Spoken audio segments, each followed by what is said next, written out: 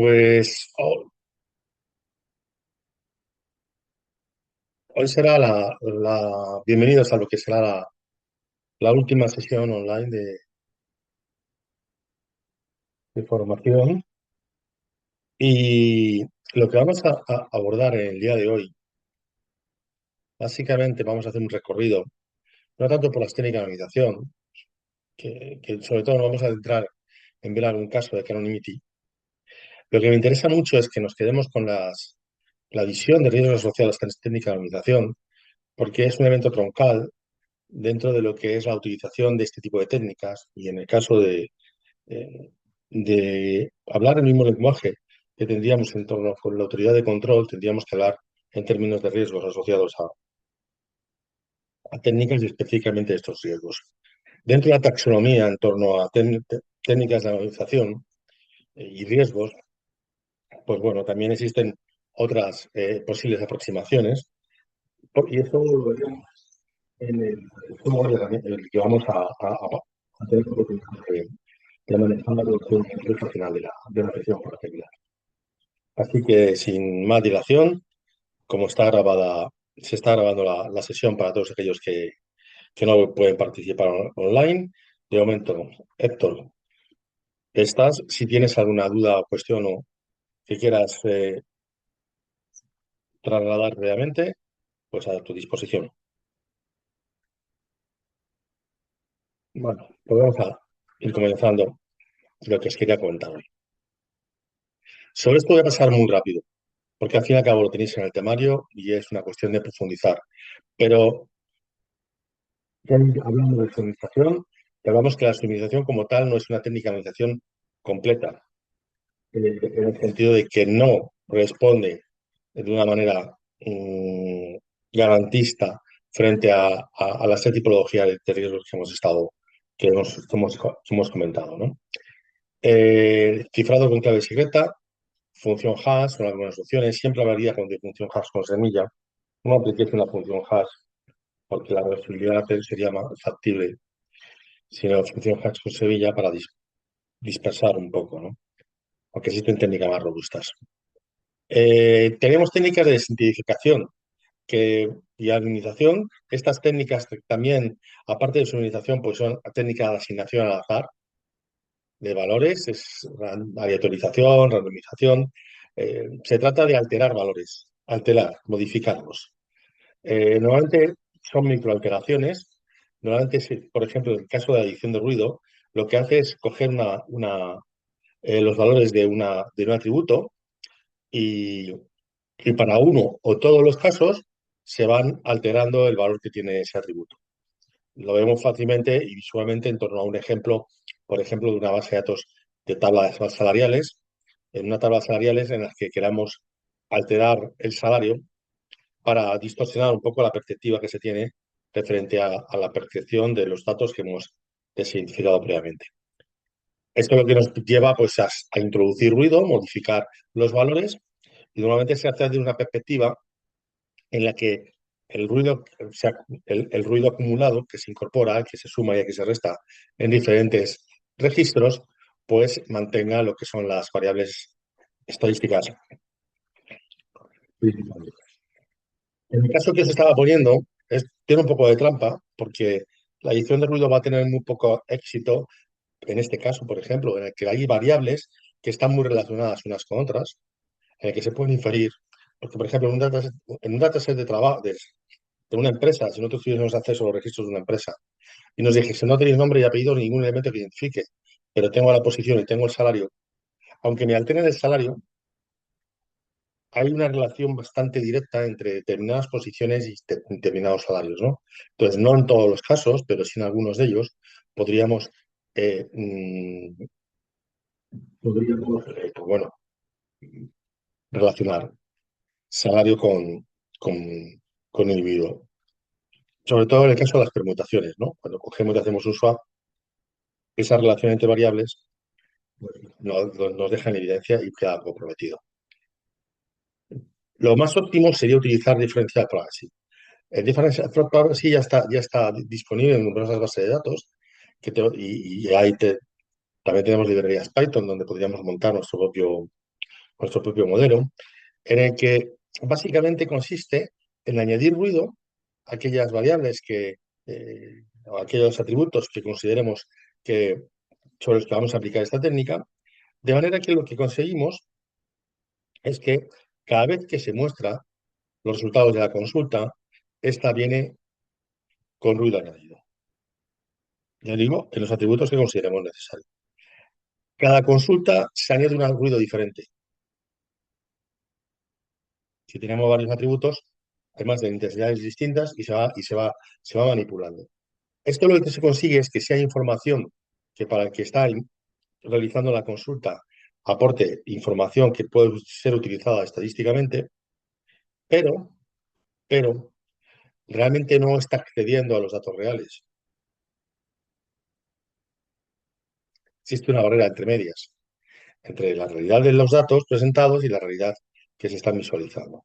Y cada vez el ruido es distinto, no exige un patrón fijo, con el objetivo de, se adoptan algoritmos de cierta complejidad, con el objetivo de que no sea fácil poder revertir ese ruido y llegar a identificar los valores que estarían detrás de esa consulta que estamos realizando. Posiblemente sea, en este sentido, es mucho más potente que la adición de ruido o la permutación. También tenemos otras técnicas, pero en este caso ya no son de alteración, ¿no? Sino aleatoria, sino estamos hablando más de generalización. Aquí lo que hacemos es que más atributos compartan los mismos valores. Por tanto, más registros comparten para un mismo atributo más valores. Eso lo conseguimos pues, buscando, digamos, alterando los valores de manera que establecemos clases de equivalencia, que en definitiva son las clases en torno a los cuales van a coincidir los valores de entre diferentes atributos para diferentes registros. Por ejemplo, si tenemos código postal y tenemos fecha de nacimiento, lo que va a ser muy habitual es que el código postal lo eliminemos y generalicemos en todas las clases. Las clases serán a lo mejor los dos primeros dígitos del código postal, 28, 54, 37, 99, el que corresponda. Si hablamos de edades, también vamos a hacer una generalización en torno a clases de rangos de edad. Lo que hacemos es que ya no decimos que tiene 5 años, sino diremos que está en el rango entre 0 y 10 años. De esta manera, digamos que establecemos clases de equivalencia. Luego veremos un ejemplo visual para lo podamos entender mejor. L-Diversity es una mejora de K-Anonymity y T-Closeness es una mejora de Diversity. Giran en torno a lo mismo. Básicamente lo que tratan de corregir, pues bueno, corregir las debilidades que tiene el modelo K-Anonymity. Pero en cualquier caso, cualquiera de las técnicas que vienen explicadas en el temario, y como veremos luego con la utilización del software, que vamos a ver el día de hoy, tenemos un efecto positivo respecto a la anonimización del conjunto de datos. Es cierto que llegar a una perfecta anonimización, como hemos dicho en clases previas, es muy difícil y máxime desde la conceptualización del Reglamento General de Protección de Datos, que nos viene a comentar que prácticamente debe ser absolutamente perfecta. Es complicado llegar a esos escenarios y mantener la utilidad de la información, pero desde un punto de vista de minimizar el riesgo, incluso se puede incorporar en la propia evaluación de impacto, como una manera de reducir el riesgo para los afectados, porque en el tratamiento de datos que vamos a hacer del Big Data, incorporamos estas técnicas de anonimización y el trabajo fundamental se va a hacer sobre datos que tienen un componente importante de desidentificación. Es decir, no podemos garantizar que no se pueda reidentificar a las personas, por tanto, que estén relacionadas con personas potencialmente identificables, pero sí hemos dificultado que eso pueda suceder.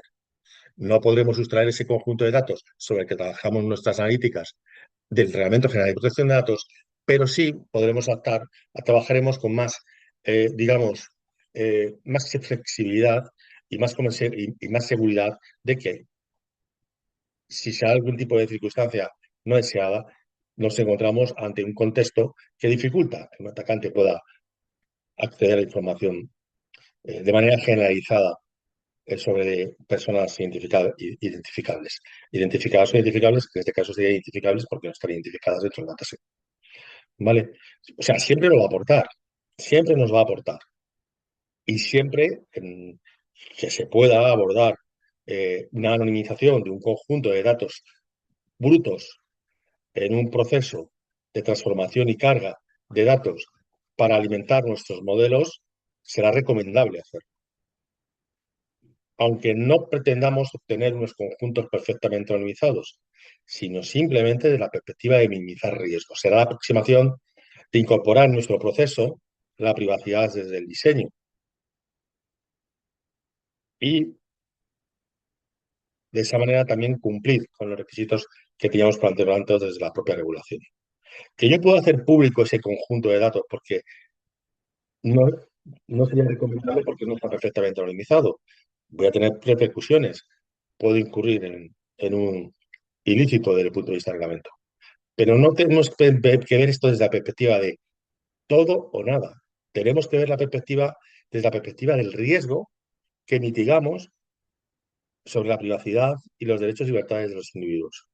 Cuando aplicamos técnicas de estas características, reducimos ese riesgo por responsabilidad proactiva.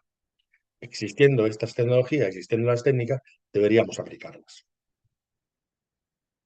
Por eso, insisto, en un proceso, tanto incluso de carga de alimentación, de modelos de ingeniería artificial o de Big Data, los datos en brutos, una de las cuestiones que nos tendríamos que plantear siempre es cómo podemos tratar de trabajar en entornos en los que se mitiguen los riesgos.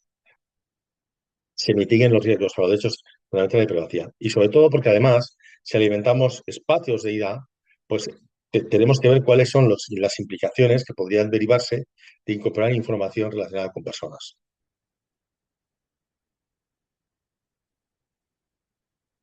Y es muy importante tenerlo en cuenta porque estas cuestiones van a salir en aquello que llamábamos evaluación de impacto. Las evaluaciones de impacto, que además son obligatorias en el ámbito en el que habitualmente obligatorias en el ámbito que nos encontramos por las características que tienen los tratamientos y porque reúnen características que así se entienden por las autoridades de control en materia de protección de datos. Son análisis de riesgos sobre los derechos y privacidad y derechos fundamentales de los afectados. Y ahí se define, se identifica el riesgo inherente que tiene nuestro tratamiento para esos derechos y se determina a partir de técnicas cómo podemos mitigar ese riesgo.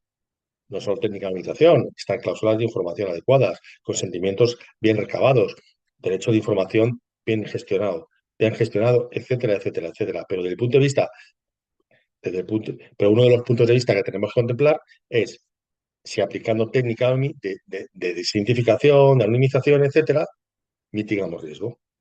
Si mitigamos riesgo y además está perfectamente justificado y desde el punto de vista del uso que se va a hacer esa información, no se justifica la necesidad de mantener esos datos en bruto o la carga útil total, lo lógico sería procesar esos datos y aplicando técnicas de anonimización. Estas técnicas de anonimización básicas, que comentamos, que generalización, existen modelos más potentes estadísticamente hablando, pero a veces con poco ya estamos haciendo mucho y conceptualmente conviene que nos adentremos en cuestiones que sean fácilmente entendibles, ¿no?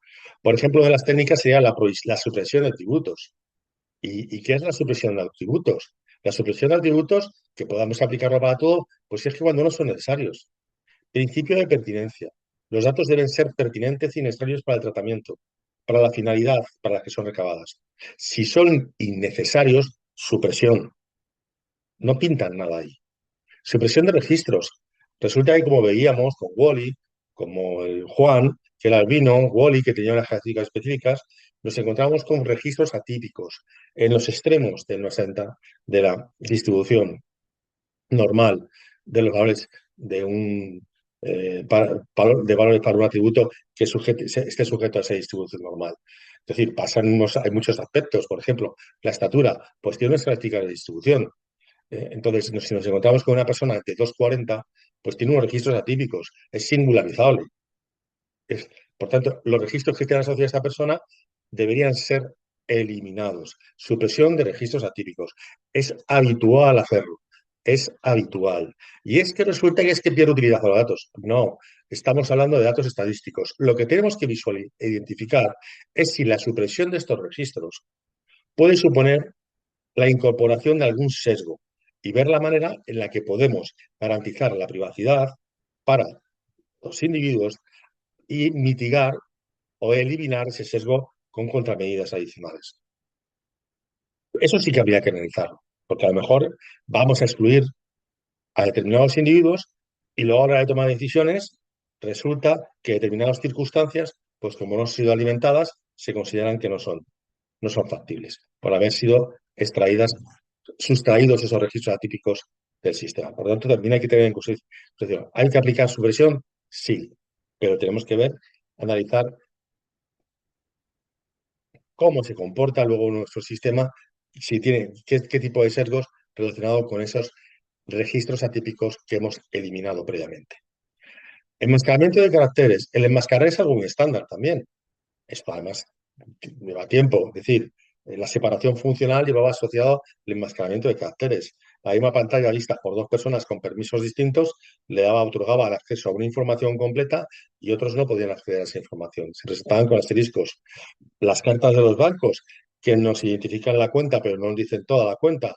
Las cartas de los proveedores de servicios a los domicilios, gas, luz, etcétera, que ponían el número de cuenta pero no ponían toda la cuenta para que uno tuviese dígitos índices para identificar o relacionar de una forma clara, pero que una persona ajena a nuestro contexto, con cuatro números, una cuenta de 20 dígitos, 16 dígitos, difícilmente va a poder determinar el número de cuenta real, ¿no?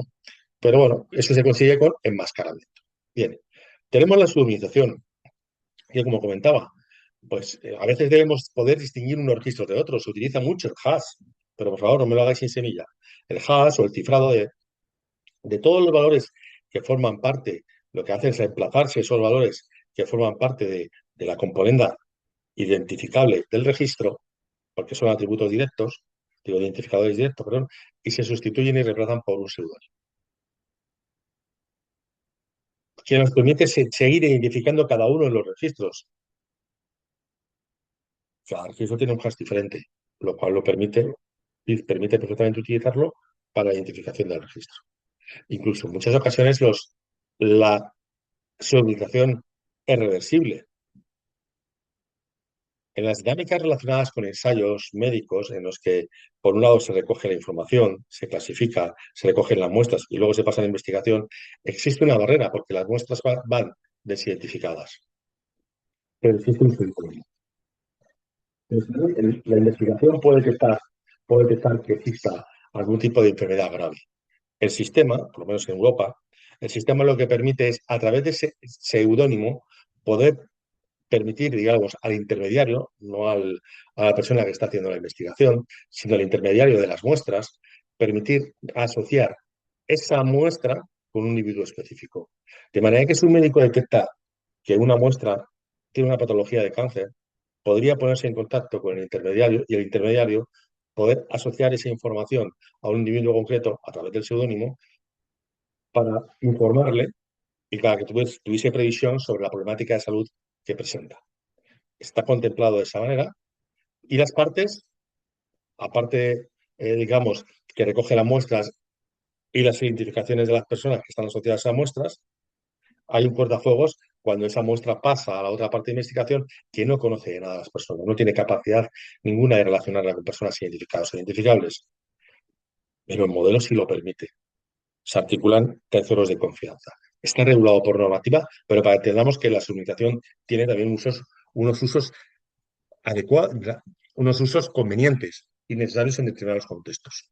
La generalización, que es cuando modificamos los registros para ser menos precisos, pero útiles. Lo que hablábamos, y es que al final, si yo estoy reduciendo la carga informativa a un código postal de 5 dígitos, me estoy quedando con los dos primeros, me estoy yendo a zona de región, a región. El otro día con los pasa por el ejemplo de Estados Unidos, los que estuvimos viendo, ¿no?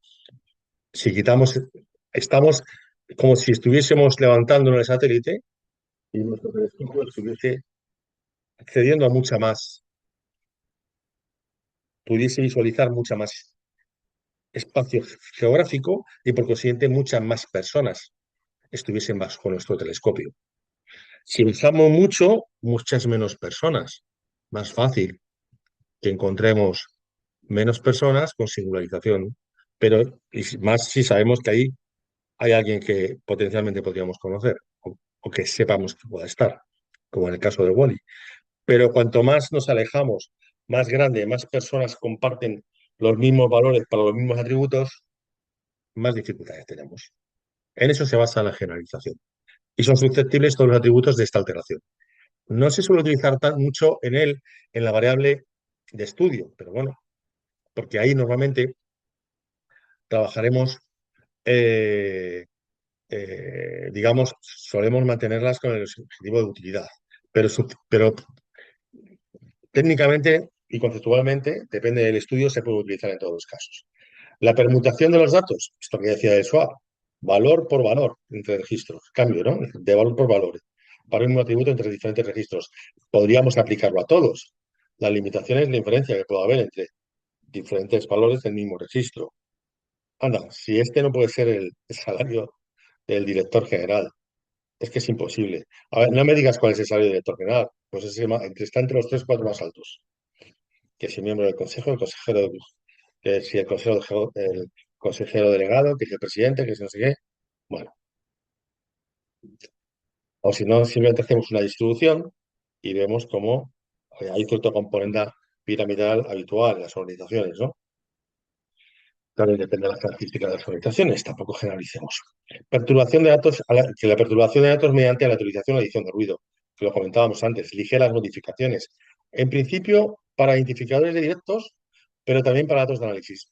Por esa componente de facilitar el mantener, el mantener las variables estadísticas. Porque no me interesa exactamente el valor que tiene esa variable de estudio para un registro concreto. A mí me interesa desde el punto de vista que esa variable de estudio forma un conjunto que yo evalúo estadísticamente. Y dentro de ese conjunto, aunque haya hecho alteraciones para reducir el riesgo para registros específicos, la evaluación estadística sigue manteniéndose igual porque he manipulado ese ruido de manera adecuada. La agregación de datos, pues los datos agregados son suficientes para la utilización en el estudio, no se necesitan presentar, es cuando hacemos una agregación, cuando sumarizamos la información por otra manera. Bueno, quedamos con esto, que esto lo comentamos.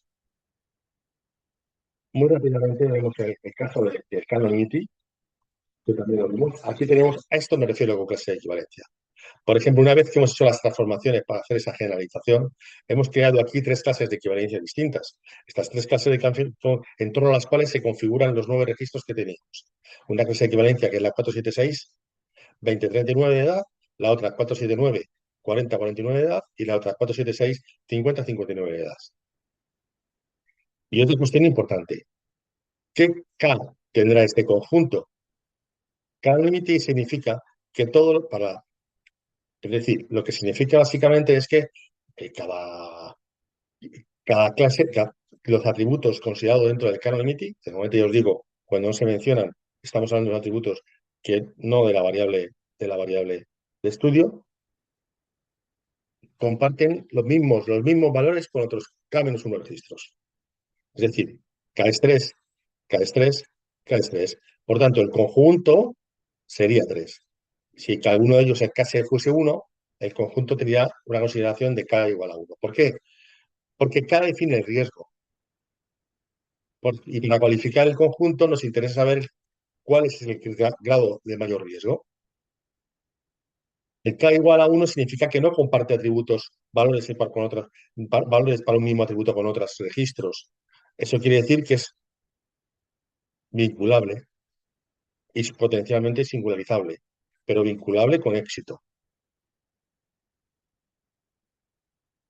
con alta probabilidad de éxito a través de los registros. ¿Vale? Al fin y al cabo estamos en la variabilidad del concepto el concepto de riesgo, pero lo que veíamos, Juan Pérez, lo podemos relacionar, en un caso tiene diabetes, en otro no. Pero bueno, ha sido un paso rápido de recordatorio. Me quiero centrar ahora un momento en esta tabla que la he comentado, pero no la terminamos de centrarnos y de explicarla correctamente. Cuando en esta tabla estamos hablando de riesgo de singularización, riesgo de vinculabilidad, riesgo de diferencia, en los términos que hemos visto en clase y en el temario, que no son otros más que los utilizados habitualmente por los autoridades de control en materia de protección de datos, tanto en su momento por el grupo de trabajo del artículo 29 como por el Comité Europeo de Protección de Datos actualmente, ¿no? A través de y esto lo sabemos a través de las opiniones y, y de los diferentes escritos o informaciones que emanan de estas autoridades. Cuando hablamos de singularización, decimos que sí al riesgo de singularización es que sigue estando presente. Sí mantiene ese riesgo. No tenemos certeza de que haya eliminado. En cambio, el probability, en principio, si la K es siempre que sea mayor que 1, que si no, ¿para qué hacemos un K? Prácticamente, la singularización la eliminamos porque compartimos valores. El riesgo de vinculabilidad no, lo mantenemos, se puede seguir vinculando. Lo que pasa es que la eficacia de esta vinculabilidad va a ser, mm, va a depender del contexto, de las características que tenga el dataset, pero sí que se va a mantener ese riesgo. Que la diferencia también, en la medida en que exista en relación, la carga relacional que pueden existir entre los valores del mismo registro, ¿no? De diferentes atributos. Esta mejora en Gravity que se preocupa porque los valores en la variable de estudio sean diferentes. Por ejemplo, aquí, cuando veíamos estas clases, vemos que aquí tenemos que esta clase de equivalencia nos da todos los valores diabetes. Ante cualquier ataque de vinculabilidad que pudiese tener, a través de inferencia, tendríamos muy claro que tenía diabetes. Esto lo quiero que quede, esto lo hemos comentado más en la clase anterior también. Bien, pero es que en este caso, el Diversity, si fuese este el caso, no sabríamos si tiene cáncer, neumonía o gripe. Lo que nos dice el Diversity es decir, oye, no, no, no, no. A la hora de establecer las clases de equivalencia, lo que tienes que hacer es tener en cuenta cómo se distribuyen los valores del atributo de estudio, de análisis. Y define las clases de equivalencia de manera que exista diversidad de valores. Es decir, aquí tenemos dos valores diferentes, aquí tenemos tres valores diferentes, aquí tenemos un valor diferente. Esto sería 1 diversity, esto sería 3 diversity y esto 2 diversity. Lógicamente, deberíamos eh, cualificar el conjunto de datos como 1 diversity. Es decir, ofrece muy buenas expectativas. Y T-Closeness lo que hace es que tenemos que introducir diversidad, pero no podemos elegir los valores para una clase de equivalencia simplemente por el hecho de que sean distintos. Tenemos que tener en consideración la proximidad que estos valores tienen en la distribución normal por la por la que se distribuyen los valores de ese atributo. Que se introduce otro elemento adicional. Si están muy próximos, pues tiene una serie de connotaciones. Si están muy alejados, tiene otro tipo de connotaciones. ¿Vale? Eh, Diferencia en privacy. Posiblemente, como veis, bueno, el diversity, no termino de comentar, tenía no, sí, claro, el riesgo de diferencia. ¿Tiene diabetes? No tiene diabetes. Ese es el riesgo que está tratando de vencer. Tal vez no pueda haber diferencia, o tal vez sí, pero tal vez. Pero si la aplicamos bien, es más probable que no la exista o que ésta sea reducida a unos registros. Por tanto, tiene su efecto. Pero digo que no, en las técnicas no siempre tiene un efecto por todo, sobre todo, no va a tener siempre el mismo efecto sobre todos los registros. Teóricamente, aquellos más expuestos en esa fase de identificación y eliminación por casos extremos habrán sido previamente discriminados. Pero es que sí que existe una mejora entre Canon y Diversity. La mejor de todas, pues diferencial, pero sí, porque tal vez no hay riesgo de signalización, tal vez no hay riesgo de vinculabilidad y tal vez hay riesgo de diferencia. Depende de las características de cómo se esté, cada vez que presenta la información, cómo se esté añadiendo ese ruido. Pero en principio, de un planteamiento conceptual, luego depende de la ejecución, pero de un punto conceptual es una herramienta que sí que nos puede dar un juego para estos tres riesgos principales, un juego óptimo. Y luego la tokenización, que es una técnica de minimización, lo único que evidentemente, al ser un artefacto matemático, eliminaría potencialmente el riesgo de inferencia en cuanto asociado a ese seudónimo, ¿no? Bien, pero en realidad tenemos el mismo comportamiento que el seudónimo. En un proceso de, y voy a ir terminando lo que os comentar y me voy a ir a software. En un proceso de decir, bueno, pero ¿cómo hago yo para determinar qué proceso de optimización realizamos, cómo sé cómo tengo que parar, qué es lo que tengo que hacer, qué planteamientos de partida debo establecer, etcétera? Os los dejo en este slide. Primero hay que determinar el modelo de distribución, porque el modelo de distribución va a determinar también cuál es el riesgo aceptable. Si yo quiero hacer esos datos públicos, si yo quiero hacer esos datos yo quiero facilitar esos datos a grandes volúmenes de terceras partes, o si yo los quiero utilizar de manera interna, o yo lo quiero utilizar con algún socio que puedo establecer marcos de confianza y acuerdos de acuerdo de no liberación, de confidencialidad, etcétera. El contexto de determinar el riesgo de aceptable. Más allá de la prevención de tener un conjunto anonimizado por sustraer un reglamento general de protección o no. ¿Vale? Es otra cuestión. Aquí estamos hablando de mitigar riesgos para minimizar riesgos para los afectados. ¿Que podemos llegar a un conjunto perfectamente anonimizado?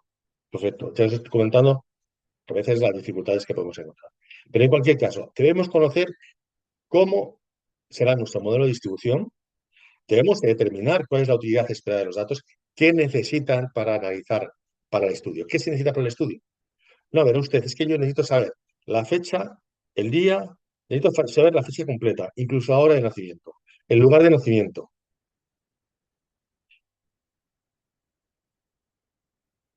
Pues ese será un escenario diferente a cuando, oye, no, pues es que dentro de lo que es el estudio que vamos a realizar, pues podemos trabajar con lustros o con décadas.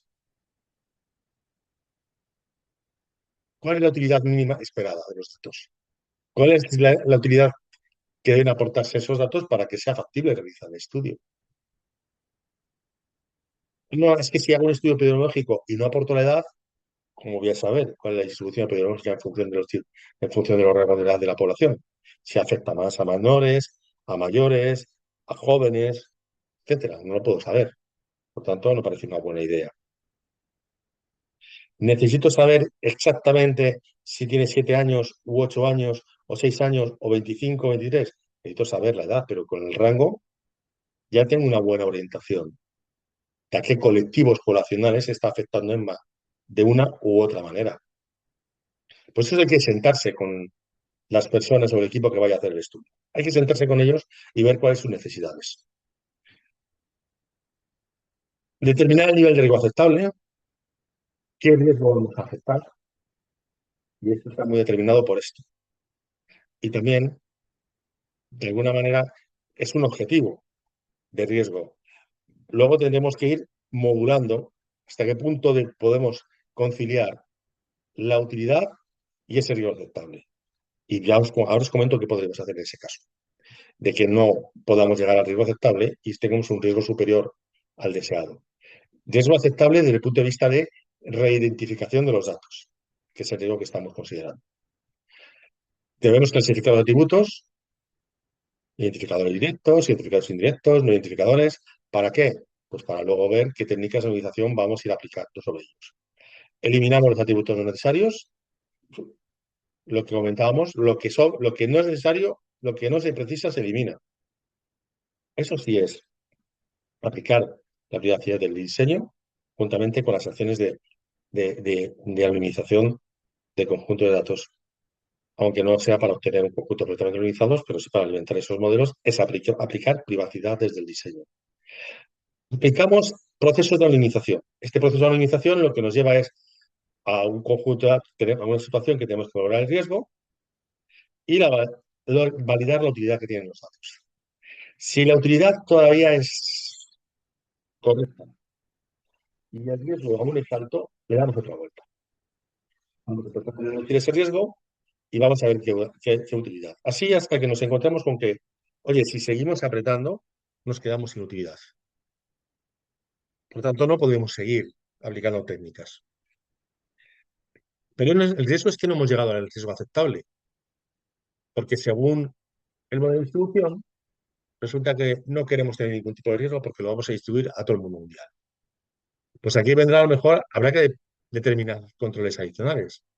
Y a lo mejor la cuestión que nos tendremos que hacer es decir, bueno, ¿es realista poder distribuir este conjunto de datos con esa utilidad de los datos de manera pública? ¿O tenemos que replantearnos el modelo de distribución?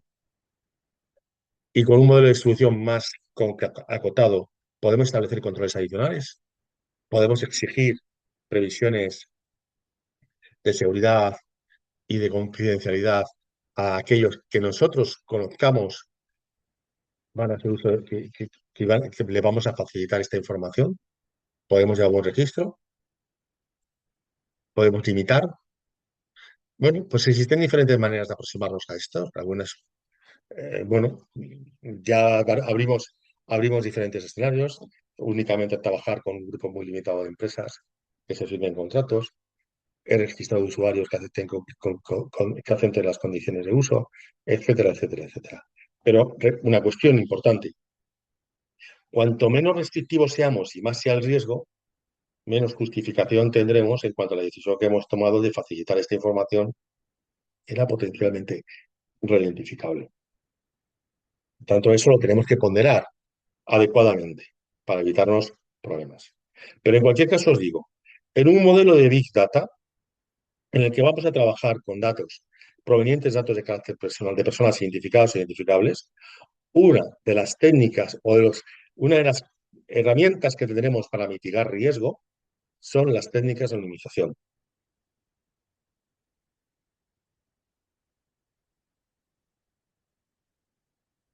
Si veis la presentación que os hacía con el tema de la geolocalización, os subía la presentación con un modelo de aproximación que os ayudaba un poco a orientar la actividad.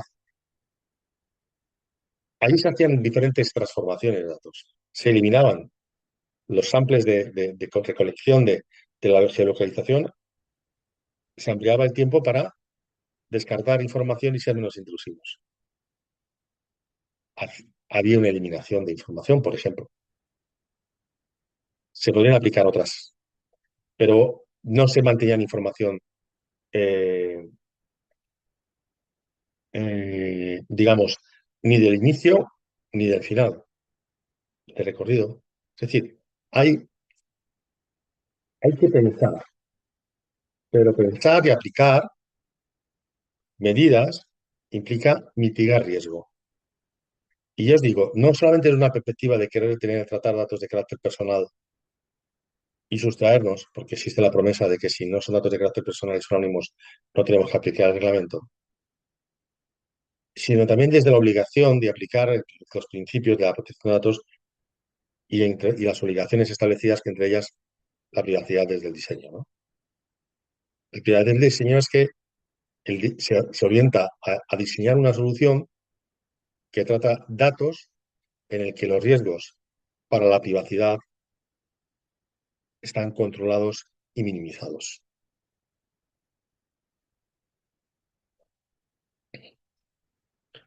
Bueno, os voy a poner nos quedan unos 20 minutos, sí, yo creo que es tiempo suficiente para poder ver esta herramienta. Vale. Esta herramienta se llama ARX Anonymization Tool. Es una herramienta que podéis encontrar en Internet, la podéis encargar, la podéis descargar. Está hecha en Java, se puede instalar en entorno Linux, se puede instalar en entorno Windows y, y es una herramienta que está pensada en el ámbito, está desarrollada en el ámbito norteamericano. Ya os recuerdo las diferencias que existía en cuanto a ciertas conceptualizaciones a la hora de lo que es razonable entre el equilibrio de privacidad y utilidad en Estados Unidos y lo que es razonable en Europa. Ahora hablar de si el conjunto de datos está anonimizado o no, antes de proceder a su divulgación pública de los datos, ¿no? Hay una conceptualización más laxa, Estados Unidos, y una concepción más restrictiva de Europa. Pero desde el punto de vista de analizar los riesgos estadísticos de identificación que pueden estar asociados a un conjunto de datos, la herramienta nos ayuda. Aunque no negaré que está vinculada a un entorno americano. Esta herramienta estudia además tres tipos de ataques, tres tipos de ataques o de amenazas de privacidad que puede tener un conjunto de datos. La primera amenaza es la divulgación de la membresía. Significa que se pueda determinar si los datos sobre un individuo están o no contenidos en un conjunto de datos. Es decir, yo no sé si Juan está ahí, pero si tengo algún indicio que me revela que está Juan ahí, sería una divulgación de membresía. No sé exactamente qué registro es el de Juan, pero Juan está ahí.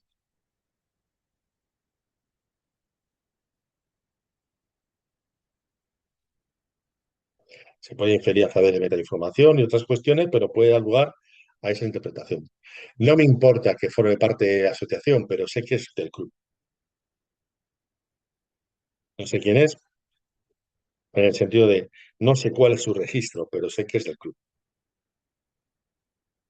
La divulgación de atributos,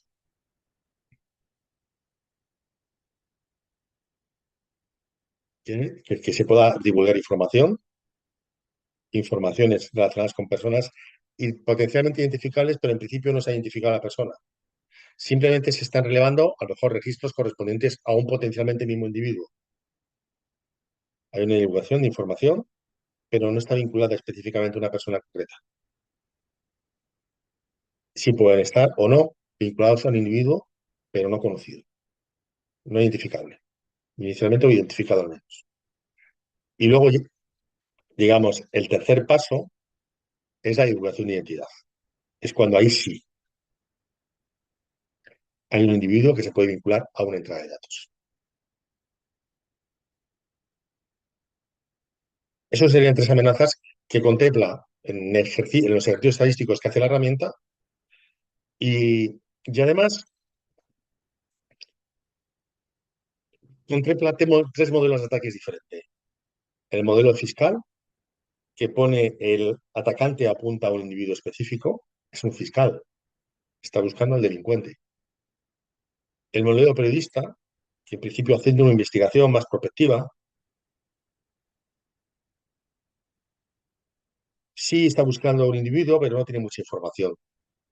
Tiene más el fiscal, porque tiene medios policiales. Y el modelo de comercialización, que es el de marketing, que lo que le interesa es no se dirige a un individuo concreto a la hora de ir a identificar personas, sino que le da igual.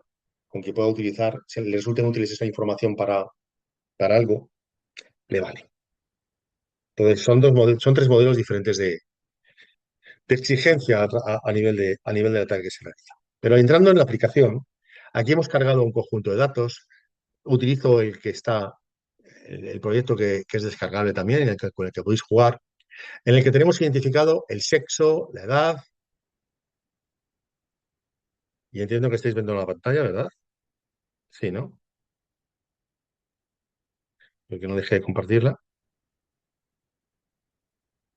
Bien.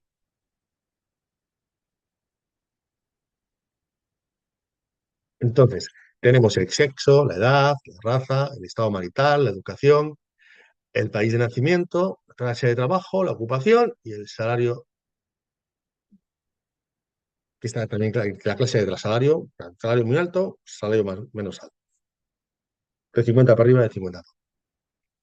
Todos estos son identificados como cuasi identificadores en la modelización, porque esta herramienta hay que decirle, oye, tú vas a tener que explorar diferentes transformaciones sobre los datos, pero no quiero que me hagas cualquier transformación, quiero que me hagas transformaciones que mantengan ciertos elementos de utilidad de la información. Eso quiere decir que le tengo que guiar en esas transformaciones. Por ejemplo, en el sexo, le estoy diciendo que o me lo mantiene o me lo quita. En la edad, le estoy diciendo, bueno, intenta mantenerme la edad dentro de un lustro. Que no, la siguiente transformación, porque es necesario seguir con el proceso para reducir el riesgo de identificación, nos vamos a décadas. Y así cada vez, digamos, vamos incorporando más personas bajo que comparten el mismo valor de sus atributos en las sucesivas transformaciones que vamos haciendo. Definimos todo el árbol de transformaciones. Como veis, va reduciendo la utilidad informativa o el detalle informativo, pero eso no significa que pierda la capacidad de responder a las necesidades de análisis. ¿De acuerdo? Y aquí lo que ya vamos diciendo, al final me tienes que sacar el modelo más óptimo, el que tenga un planteamiento de riesgo menor y el que tenga unos márgenes de utilidad más óptimos. Y entonces, pues, yo lo que he hecho es decirle qué tiene que hacer, qué transformaciones tiene que plantear. Ya os digo que todos están considerados como cuasi identificadores y en principio las transformaciones que están operando es una transformación de generalización. Esto lo hemos visto, lo hemos comentado antes. Código portal, edades, ¿vale? Son generalizaciones. Vamos a ejecutar. Ejecutamos. Algo rápido para que veamos el ejemplo y no nos... Espera, voy a cancelar y voy a reducir, para que sea más visual, voy a reducir esto.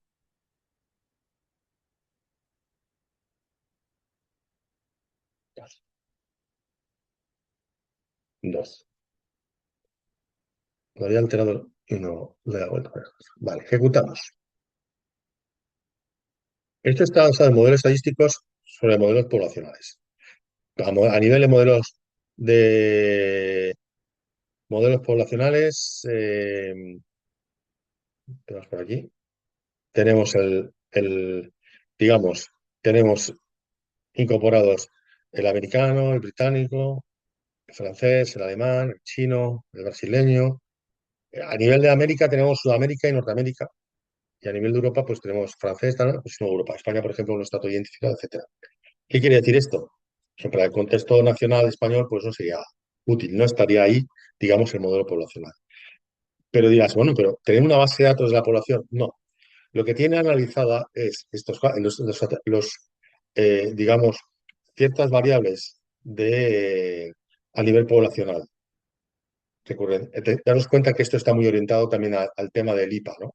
Donde se manejan muchas variables de carácter demográfico, como son las que estamos viendo aquí. Entonces podríamos jugar. Entonces, esos modelos estadísticos responden adecuadamente a esa modelización, porque lo que tienen son modelos estadísticos. Han analizado el comportamiento que tienen estas variables estadísticamente y luego, a la hora de aplicar, identificar cuál es el factor de riesgo, pues tienen en cuenta cuál es la distribución de estas variables dentro de esos modelos estadísticos. ¿Cómo, cómo nos va a funcionar? Bueno, ya está ejecutado. Vamos a explorar los resultados. Él nos da un árbol de transformaciones. Estos son todos los nodos con los que ha jugado, que en definitiva es jugar con todas las transformaciones, de nada a la óptima. No tenemos transformaciones, todos son cero, a la que nos da de alguna manera, desde el análisis realizado, la que se propone como óptima. Vamos a analizar estos resultados, o mejor dicho, vamos a analizar el riesgo de estos resultados. Esta herramienta te analiza el riesgo de los resultados obtenidos. Y lo vamos a hacer, te lo analiza en función de cuáles son los registros que tienen riesgo de identificación y los que tienen riesgo de identificación, cuál es el volumen de registros que tienen riesgo de identificación y los que tienen riesgo de identificación, cuál es el riesgo que tiene de que efectivamente se puedan reidentificar. O sea, cuál es el porcentaje de registros que están en riesgo y cuál es el nivel de riesgo que tiene. El mayor nivel de riesgo que tiene ese porcentaje de registros. Lo vemos en los relojes de los modelos atacantes, que aquí están representados los que os comentaba. El ataque del fiscal, el ataque del periodista, el ataque del marketing.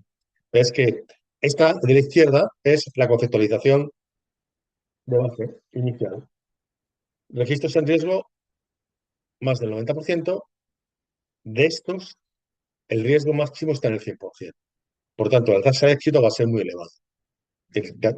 Nos da un 80%. Porque hay un porcentaje muy alto de registros y muchos de ellos alcanzan un porcentaje muy elevado de riesgo. Esa es la lectura que podemos dar a esta cuestión. Pero si nos vamos aquí a la derecha, hemos aplicado un K2. Un K2. K2, un K2. Un K2 que además, podríamos verlo aquí en la...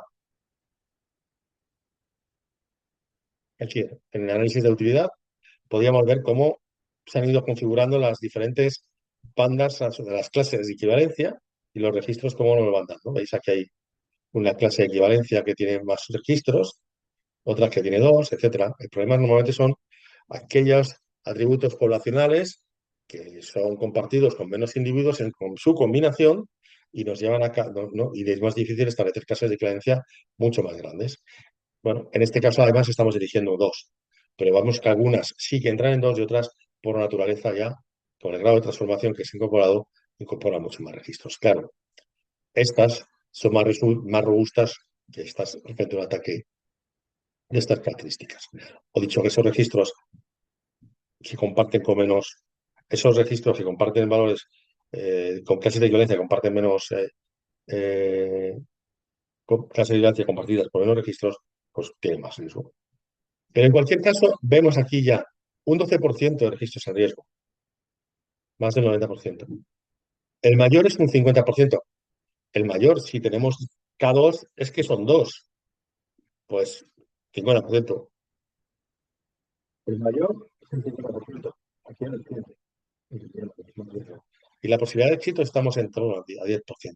En los siguientes modelos también se revoluciona un poco la variable, esa mejora sustancial que hemos tenido simplemente aplicando un K2.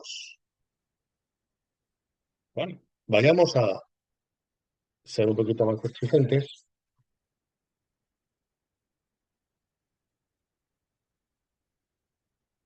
y en vez de un 2 vamos a aplicar algo más potente, por ejemplo 10.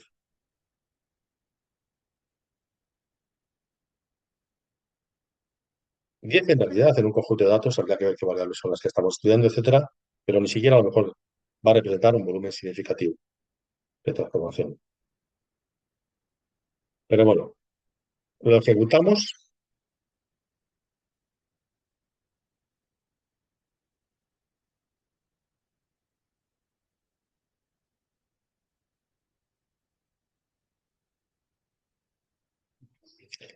y evidentemente, si nosotros exploramos resultados,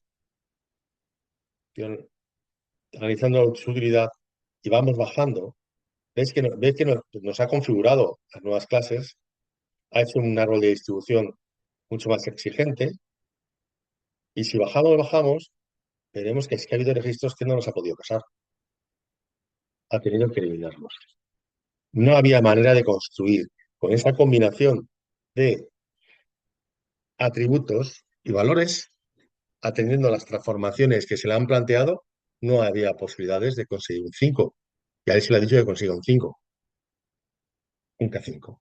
Entonces, él coge y vamos a conseguir un K5 con las menos transformaciones posibles, que es lo que trata de montar aquí,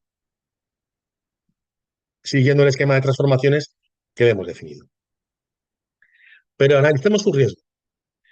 La parte de la izquierda sigue con lo que hemos visto, pero no vamos a la derecha. Los registros en riesgo es un 0% residual. Realmente no es un 0, coma pico. El mayor riesgo sería un 10%. Es decir, hay un porcentaje bajo de registros que está, que está cerca del 0%, pero desde estos registros que tienen riesgo, el máximo riesgo sería un 10%. Por tanto, la tasa de éxito estaría en torno a un 2,2%. Hemos pasado del 80 a un 2. ¿Es suficiente? Si lo que buscamos es un conjunto de datos perfectamente organizado, no. Si lo que buscamos es un conjunto de datos que nos sirva para la utilidad de nuestro tratamiento que vamos a realizar, pues habría que ver la utilidad que nos está dando, si está orientada a la necesidad, si podemos darle una vuelta más, pero en principio habríamos aplicado una técnica de minimización que nos lleva a los datos a un escenario de utilidad, minimizando lo máximo posible el riesgo relacionado y a partir de ahí nosotros podemos trabajar.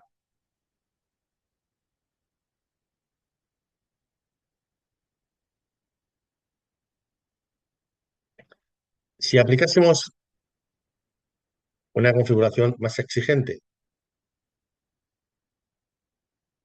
ya a un punto en el que la verdad es que no es lineal la reducción a nivel de riesgo,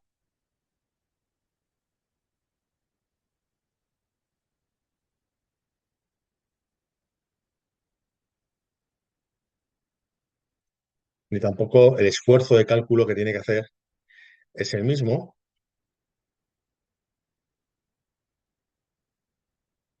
ni la pérdida que vamos a tener de registros que no vamos a poder utilizar son los mismos, pero recordamos que estamos trabajando, a nosotros nos interesa el análisis estadístico de la información. Si tenemos que sacrificar algunos registros, pues en principio tendríamos que, en principio puede ser algo asumible en función de las estadísticas que pueda tener el estudio. Hay análisis estadísticos que, bueno, que tienen más, bueno, depende de lo que estemos estudiando y depende de qué análisis estemos realizando.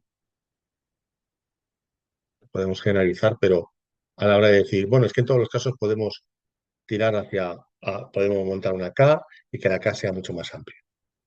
Lo que os comentaba, he subido el K y lo que hemos visto, que más que resolver, de reducirse estas variables, que estas ya estaban bastante minimizadas, estamos aquí sobre todo, que habremos visto una mejora sustancial, el 0, poco se ha reducido incluso mucho más, de manera que ahora estamos en un 0,4. Un 0,4 en este ataque o un 0,2 en este ataque.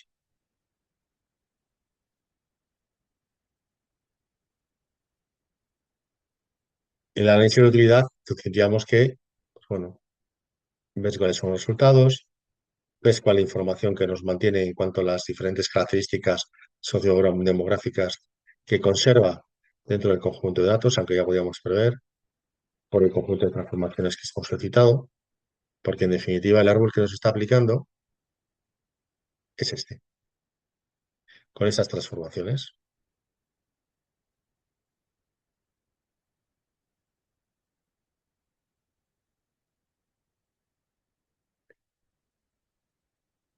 Y esto es lo que os quería enseñar.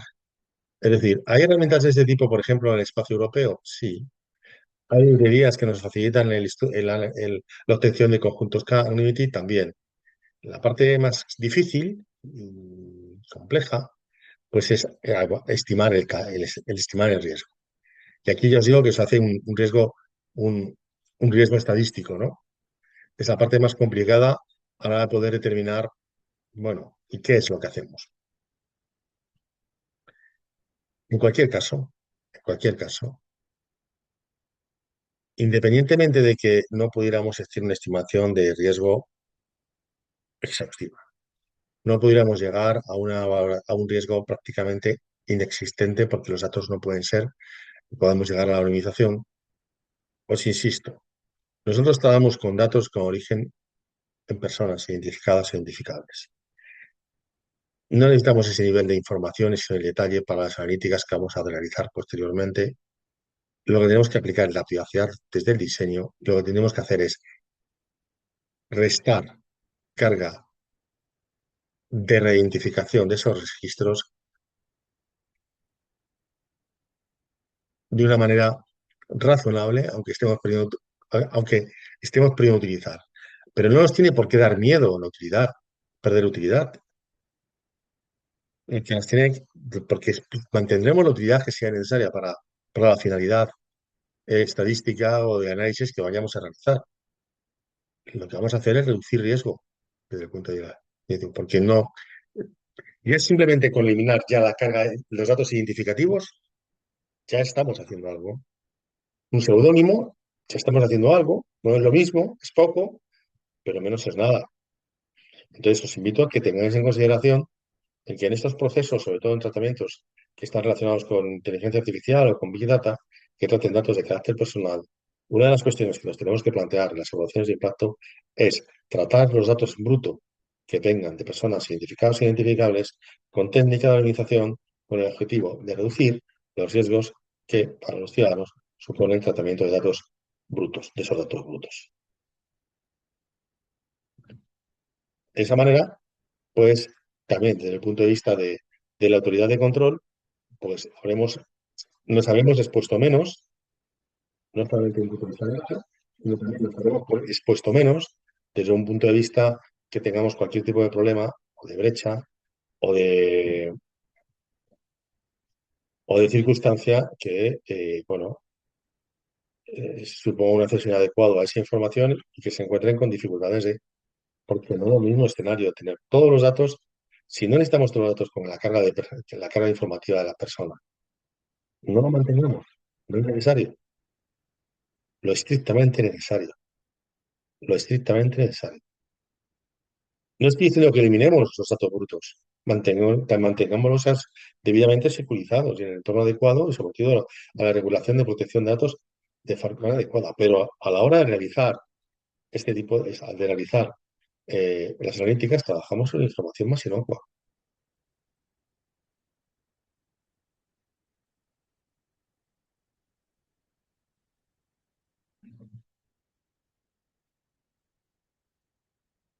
Podemos decir, no, es que todos los participantes tienen requerimiento de confidencialidad. Bueno, vamos a ver.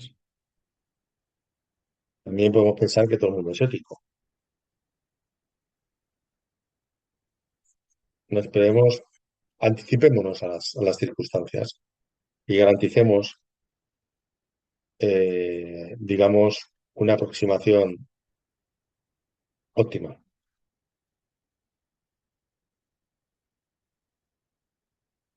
Y aquí os voy a dejar. No sé si tenéis alguna pregunta, alguna cuestión que necesitáis trasladar. Bueno, en cualquier caso, os subiré las presentaciones y os tengo que subir la calificación de la actividad. Muy probablemente, más que eh, posiblemente una vez que haya corregido las actividades, os subiré un vídeo con las claves de la actividad y de la corrección, para que también lo tengáis en consideración. Pero quiero ver primero todo el ecosistema de soluciones que habéis planteado para ver por dónde van a ir los tiros y daros también un poco las claves relacionadas con esto. Y en cualquier caso, pues os lo iré dejando durante, durante las próximas semanas y supongo que a la vuelta de las vacaciones, pues lo tendréis disponible. En principio, lo que es la parte lectiva de la asignatura finaliza aquí, finaliza, y ya pues lo que os quedará será pues la calificación correspondiente a través de la resolución de las actividades. No sé cómo está yendo la otra actividad, pero estaba en curso. No me han comentado nada de que al respecto. Sí que doy por hecho que la cosa ha ido evolucionando bien. Y ya os digo, yo posiblemente, porque os comentaba que por carga de trabajo iba, iba a tener que retrasarme, pero yo calculo que la próxima semana podré disponer de ello, aunque sean vacaciones. Ahora vosotros podéis mirar las calificaciones después de vacaciones, no hay ningún. No obstante, si queréis necesitáis algún tipo de contacto o lo que sea, pues de momento podemos mantener el contacto a través del foro, donde os iré subiendo estas cuestiones que os estoy comentando. Bueno, también, a otro programa podéis escribir que estimáis necesario. Y nada más, muchas gracias por haber atendido a esta última sesión y para todos, pues que tengáis unas felices fiestas, una feliz Navidad. Que os vaya bien. Y no os deseo suerte porque la suerte es solamente para el que la necesita.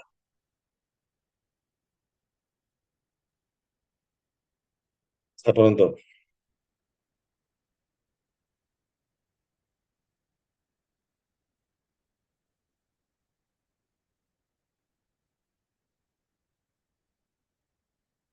A ti, Héctor, por estar hasta el final de la sesión. Gracias.